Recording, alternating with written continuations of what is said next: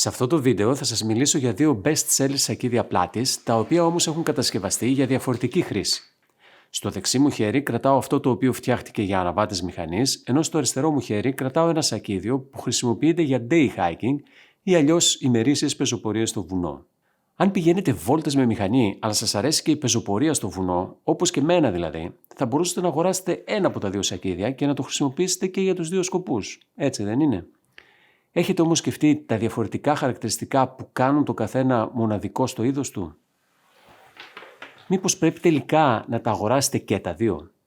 Μείνετε μαζί μου, θα σας πω ακριβώς τι πρέπει να προσέξετε.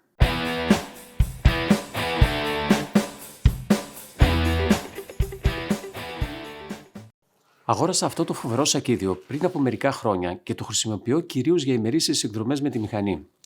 Εάν το ταξίδι έχει μεγαλύτερη διάρκεια από μια μέρα, προτιμώ να παίρνω τις πλαϊνές μου βαλίτσες, επειδή οι αποσκευές γίνονται πολύ βαριές και είναι ζωτική σημασία στο σώμα να παραμένει όσο το δυνατόν περισσότερο ξεκούραστο κατά τη διάρκεια της οδήγησης. Όπως σας είπα, είναι ένα απίστευτο σακίδιο χωρητικότητας 20 λίτρων από την εταιρεία Kriega. Το μοντέλο ονομάζεται R20 και αναφέρεται προφανώς στη χωρητικότητά του. Πρόκειται για ένα εξαιρετικά βολικό μέγεθος σακιδίου, αφού είναι τόσο μεγάλο όσο χρειάζεται για να καλύψει τις ανάγκες μιας ημερήσιας εκδρομής. Αποτελείται από τον κύριο χώρο που γίνεται προσβάσιμος μέσω ενός φερμουάρ μάρκας YKK, το οποίο είναι ανθεκτικό στη βροχή και ανοίγει μέχρι χαμηλά. Εσωτερικά τώρα υπάρχει αυτή η διάφανη θήκη, η οποία ενδείκνυται για την τοποθέτηση και εύκολη αναζήτηση μικρών αντικειμένων. Και τέλος, σε αυτή τη τσέπη μπορούμε να τοποθετήσουμε τον υδρόσακο 2 λίτρων της Kriega. Μπροστά υπάρχει ένας ξεχωριστός μικρότερος χώρος με φερμουάρ στο πλάι, ομοίως ανθεκτικό στη βροχή, που μπορεί να χρησιμοποιηθεί για αντικείμενα στα οποία θέλουμε να έχουμε εύκολη πρόσβαση. Θα πρέπει παρόλα αυτά να προσέχουμε όταν ανοίγουμε το φερμουάρ, γιατί μπορεί τα πράγματά μας να βγουν έξω και να πέσουν κάτω. Καλό είναι δηλαδή να γυρίζουμε το σακίδιο σε οριζόντια θέση, κατόπιν να ξεκουμπώνουμε το φερμουάρ, να βγάζουμε τα πράγματα που θέλουμε, να το ξανακουμπώνουμε και μετά να γυρίζουμε το σακίδιο σε όρθια θέση. Γενικά είμαι πολύ ευχαριστημένος με την επιλογή του backpack μηχανής. Όταν όμως αποφάσισα να ξεκινήσω τις πεζοπορίες στο βουνό, αρχικά πήγα ενθουσιασμένος στα μαγαζιά, αγόρασα όλο το βασικό εξοπλισμό της νέας μου δραστηριότητας, εκτός από το ειδικό σακίδιο πλάτης για πεζοπορία, αφού ήμουνα 100% σίγουρος ότι δεν θα μου χρειαζόταν, μιας και είχα ήδη αγοράσει το αγαπημένο μου σακίδιο της Kriega που θα το χρησιμοποιούσα και στο βουνό. Μαντεύετε τι ανακάλυψα όταν πήγα πρώτη φορά για ορεινό περπάτημα με το σακίδιο μηχανή στην πλάτη μου? Εύκολη μαντεψιά, Ναι, το αγαπημένο μου backpack δεν ήταν κατάλληλο για το βουνό. Τους λόγους για τους οποίους δεν είναι κατάλληλο θα σας τους εξηγήσω στη συνέχεια. Πήγα λοιπόν ξανά για ψώνια. Αυτή τη φορά αγόρασα ένα σακίδιο πλάτης φτιαγμένο για πεζοπορία. Είναι το μοντέλο Talon 22 της εταιρείας Osprey. Ας το δούμε όμως καλύτερα. Το μέγεθος είναι ελαφρώς μεγαλύτερο από το R20 της Kriega και έχει χωρητικότητα 2 επιπλέον λίτρα. Διαθέτει ένα κύριο χώρο με διπλό φερμουάρ που ανοίγει χαμηλά και στο εσωτερικό του υπάρχει μια θήκη με δίχτυ για μικρότερα αντικείμενα. Στο πάνω μέρος του σακιδίου βρίσκεται ένας δεύτερος ανεξάρτητος χώρος με μονό φερμουάρ μικρότερης χωρητικότητας και στην μπροστινή πλευρά μια ευρύχωρη τσέπη για την τοποθέτηση εξοπλισμού στον οποίο θέλουμε να έχουμε άνετη πρόσβαση. Ο υδρόσακος τοποθετείται σε αυτή την εξωτερική θήκη χωρίς έτσι να χρειάζεται να ανοίγουμε τον κύριο χώρο. Μέχρι στιγμής, οι διαφορές των δύο σακιδίων όσον αφορά τους κύριους χώρους και τις θήκες τους δεν είναι τόσο σημαντικές ώστε να θεωρηθεί ότι το backpack R20 της Kriega είναι ακατάλληλο για πεζοπορία. Η βασική διαφορά, ωστόσο, έχει να κάνει με τις ζώνες πρόσδεσης των σακιδιών στο σώμα μας και κατά συνέπεια με τον τρόπο που μεταφέρουν και κατανέμουν το βάρος του περιεχομένου τους πάνω μας. Το σακίδιο της Kriega φέρει ένα σύστημα πρόσδεσης που ονομάζεται Quad Lock Light. Η καινοτομία αυτού του συστήματος είναι ότι μεταφέρει το φορτίο από τους ώμους απευθείας στο στήθος. Οι ημάντες των ώμων έχουν σχεδιαστεί υπογωνία και συνδέονται μεταξύ τους με μια πόρπη στο κέντρο του στήθους μας που ανοιγοκλίνει πανεύκολα με ένα κλικ χωρίς να χρειάζονται περαιτέρω ρυθμίσεις. Ο αφαιρούμενος τώρα ημάντας μέσης διατηρεί το σακίδιο στη θέση του ακόμα και σε οδήγηση εκτός δρόμου. Από την άλλη, το σακίδιο της Osprey έχει ένα πιο παραδοσιακό σύστημα πρόσδεσης που μεταφέρει το βάρος απευθείας στη λεκάνη μας μέσω αυτής της φαρδιάς ζώνης, αφήνοντας τους ώμους και την πλάτη ξεκούραστη. Κατά την πεζοπορία στο βουνό, το βάδισμα προκαλεί ένα επαναλαμβανόμενο τράνταγμα στο σακίδιο που το κάνει να κατεβαίνει διαρκώς προς τα κάτω και τελικά να συγκρατείται από τους σημάντες των ώμων. Γι' αυτό είναι σημαντικό να ρυθμίζουμε και να σφίγγουμε σωστά αυτή τη ζώνη, έτσι ώστε να παραλαμβάνει το μεγαλύτερο μέρος του φορτίου. Από εκεί και πέρα τώρα, αυτός ο μικρός σημάντας συγκρατεί στη θέση τους σχετικά χαλαρούς σημάντες ώμων, οι οποίοι πλέον δεν μεταφέρουν σχεδόν καθόλου βάρος. Όταν λοιπόν πήγα για περπάτημα στο βουνό με το σακίδιο της μηχανής, διαπίστωσα ότι ο στενός σημάντας μέσης δεν μπορούσε να μεταφέρει το βάρος του σακιδίου στη λεκάνη μου. Άλλωστε ο συγκεκριμένος σημάντας δεν έχει σχεδιαστεί για το σκοπό αυτό.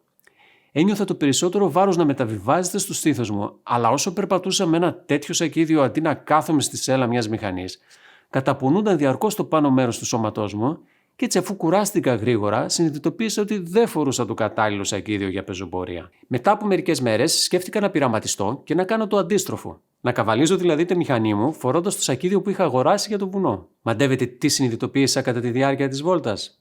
Εύκολη μαντεψιά πάλι, έτσι? Ναι, το ίδιο συμπέρασμα.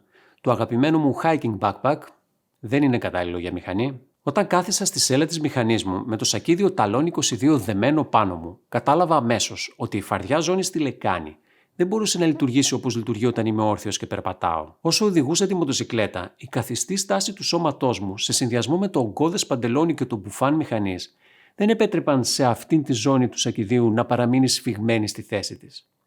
Το σακίδιο μετακινούνταν προς τα κάτω και όλο το βάρος μεταβιβάζονταν μέσω των ημάντων των ώμων στον άνω κορμό του σώματός μου. Ο μικρός σημάντας στήθους δεν έκανε σε καμία περίπτωση την ίδια δουλειά με την πόρπη της Κριέγκα. Το βάρος παρέμεινε στους ώμους και η πλάτη μου κουράστηκε γρήγορα.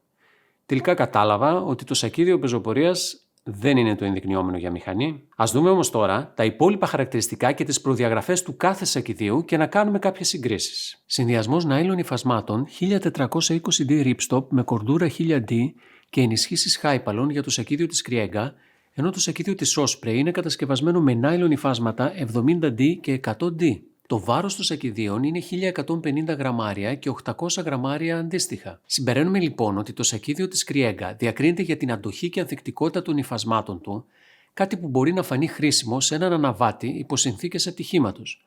Ενώ το σακίδιο της Osprey διακρίνεται για την άνεση και το μικρό βάρος, που είναι πολύ σημαντικά για τον πεζοπόρο που περπατά πολλές ώρες στο βουνό. Το σακίδιο της Κριέγκα στην πίσω του πλευρά, η οποία έρχεται σε επαφή με την πλάτη του αναβάτη, έχει ένα πάνελ με επένδυση από 3D υφασμάτινο πλέγμα για αερισμό σε συνδυασμό με μαλακά επιθέματα που επικαλύπτονται από κορδούρα 1000D. Το αισθάνομαι μαλακό όταν έρχεται σε επαφή με την πλάτη μου, αλλά είναι σχετικά άκαμπτο και στιβαρό, οπότε υποθέτω ότι σε περίπτωση πτώσης θα προστατεύσει τη σπονδυλική μου στήλη. Από την άλλη, το σακίδιο της Osprey διαθέτει ένα καινοτόμο πάνελ στην πίσω του πλευρά, έξυπνα σχεδιασμένο, ούτως ώστε να επιτρέπει την απρόσκοπτη ροή του αέρα.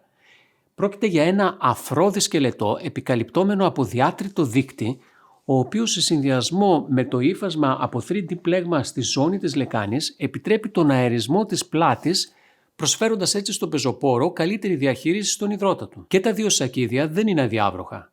Το Κριέγκα R20 είναι πολύ ανθεκτικό στη βροχή λόγω των χοντρών υφασμάτων και των αδιάβροχων φερμουάρ, ενώ από την άλλη η εταιρεία Osprey διαθέτει προς αγορά ως έξτρα αξεσουάρ ένα πλήρως αδιάβροχο κάλυμα που προστατεύει το σακίδιο. Τέλος, το κάθε backpack διαθέτει κάποια μοναδικά χαρακτηριστικά που δεν είναι συγκρίσιμα μεταξύ τους, καθώς έχουν μελετηθεί αποκλειστικά για τον αναβάτη μηχανής και τον πεζοπόρο αντίστοιχα. Το Κριέγκα R20 έχει τα εξής: ανακλαστικά πάνελ στους σημάντες μπροστά και ανακλαστικά γράμματα που γίνονται εμφανή στα πίσω οχήματα, κάνοντας έτσι τον αναβάτη περισσότερο ορατό κατά τη διάρκεια της νυχτερινής οδήγησης.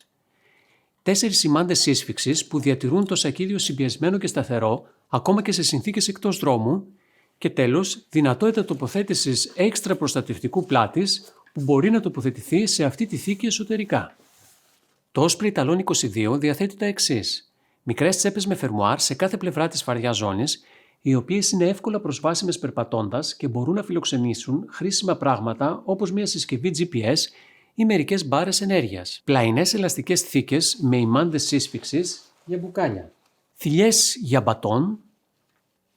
Θηλιά για κρέμασμα ορειβατικού κράνους. Για πιολέ και για καραμπίνερ. Το συμπέρασμα που βγάζουμε λοιπόν είναι ότι αυτά τα δύο σακίδια είναι προϊόντα εξαιρετικής ποιότητας, κατασκευασμένα όμως για διαφορετικό σκοπό. Αν θέλετε πραγματικά να χρησιμοποιήσετε προς όφελό σας τα εξειδικευμένα χαρακτηριστικά τους, θα πρέπει να τα αγοράσετε και τα δύο. Αυτά λοιπόν από μένα. Εάν σας άρεσε το βίντεο, κάντε like, subscribe και πατήστε το καμπανάκι για να ειδοποιηθείτε για το επόμενο. Γεια σας!